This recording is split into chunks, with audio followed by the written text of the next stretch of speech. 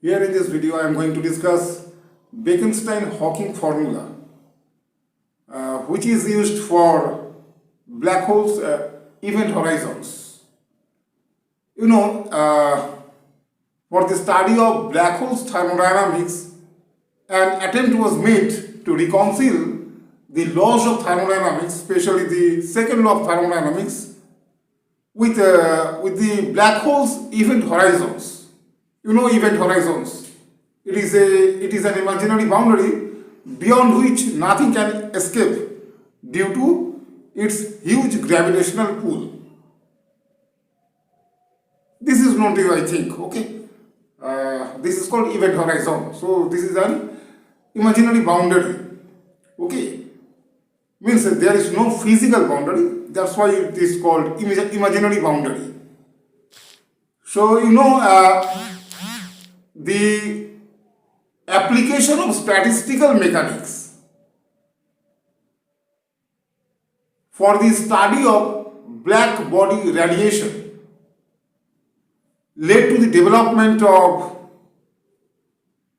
quantum mechanics. I think this is also known to you. And similarly, the study of statistical mechanics for the study of black holes event horizons led to the development of quantum gravity. Anyway, I am not going into the details of all those things. Here our concentration will be, our focus will be on the discussion of Bekenstein-Hawking formula. I have written this formula here. The formula is this: SBH is equal to 1 by 4 C cube K by capital G H line capital A. This formula was discovered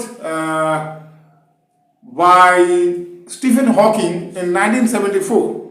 But in the year 1972, Jacob Bekenstein proposed that black holes should have entropy. Because if we assume that black holes don't have any entropy, then that will be the violation of the second law of thermodynamics. Because just by throwing masses into the black holes, we can easily violate the second law of thermodynamics. But we know that the violation of second law of thermodynamics is not possible. That means according to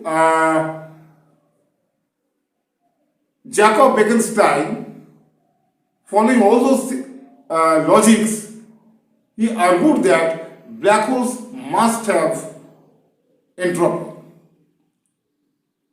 So the year was 1972. In 1973, according to his calculations, he gave us a constant which is equal to log 2 divided by 0.8 pi, log 2 to the base e, which is equal to which is approximately equal to 0.276.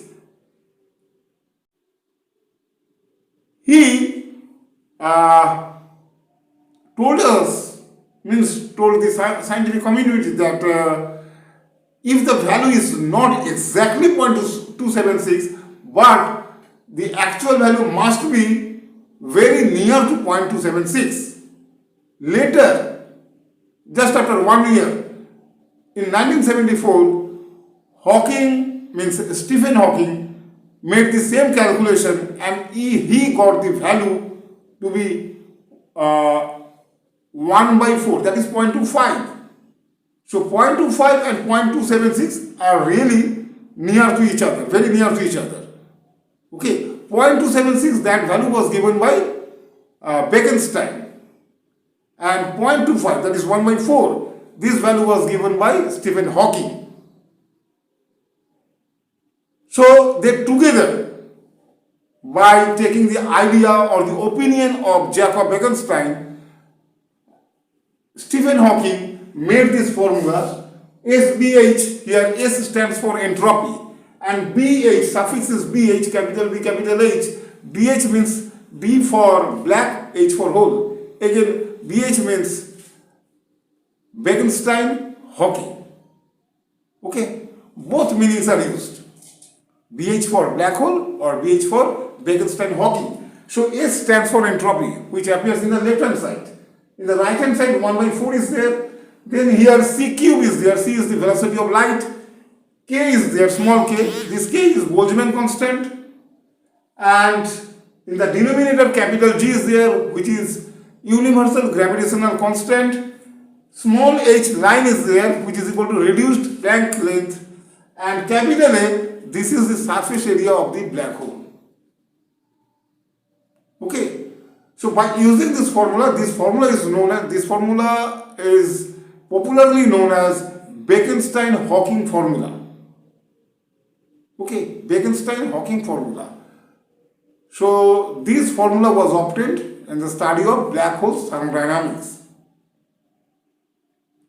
Okay, and when Stephen Hawking got this formula, according to Stephen Hawking, due to the quantum mechanics effects near the event horizons of black holes must have some temperature. And since black holes have some temperature, that means it is not absolute 0 Kelvin. It is above 0 Kelvin. Okay. Since according to Hawking, okay, Stephen Hawking, since black holes have some temperature, it must radiate some energy. And this radiation is known as Hawking radiation. So during the development of this theory, Hawking found this formula, which is, so this formula is a combination of Bekenstein's this value, Bekenstein's calculation, and there is some contribution of Stephen Hawking also. Okay, so combining these two, we got this formula, and this formula is popularly known as Bekenstein-Hawking formula. Okay, so this was all about today's lecture. Anyway, so thank you for watching this video.